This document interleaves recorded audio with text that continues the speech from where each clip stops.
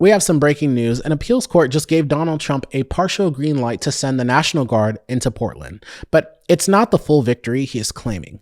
A 3-panel judge from the Ninth Circuit ruled 2-1 that Trump likely acted within his authority when he federalized Oregon's National Guard.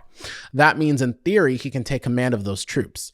The judges overturned one lower court order that blocked this move, saying that district judge substituted her own assessment for the president's. But here's the twist.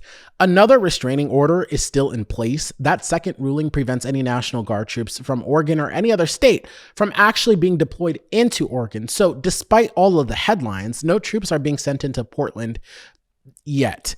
Oregon's governor and attorney general are now asking the full Ninth Circuit to review the case and argue that Trump's order violates his sovereignty and that local leaders, not Washington, D.C., should decide when to activate their own guard. The White House insists that the deployment is about protecting federal facilities and assisting immigration enforcement operations around an ICE field office that has been the scene of repeated protests.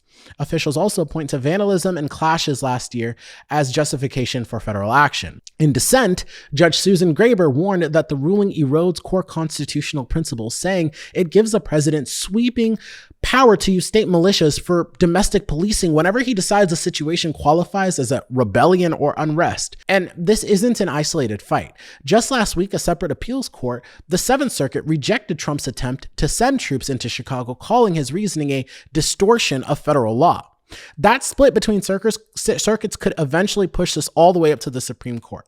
But beyond the legal language, the stakes are clear. Who controls the National Guard? The states or the president? Because for decades, guard units have been a shared authority.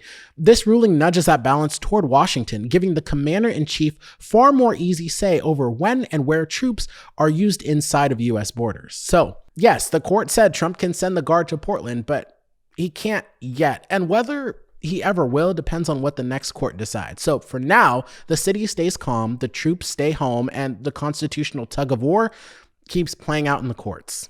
Before you go, if you'd like to support my work, you can grab a bag of coffee from the coffee roaster using my affiliate link. The show gets a small cut from each sale, and plus you'll be helping a local small business thrive. And the best part is that you'll get 10% off of your first order, and they'll ship anywhere in the US. So place your order today using the link in my bio.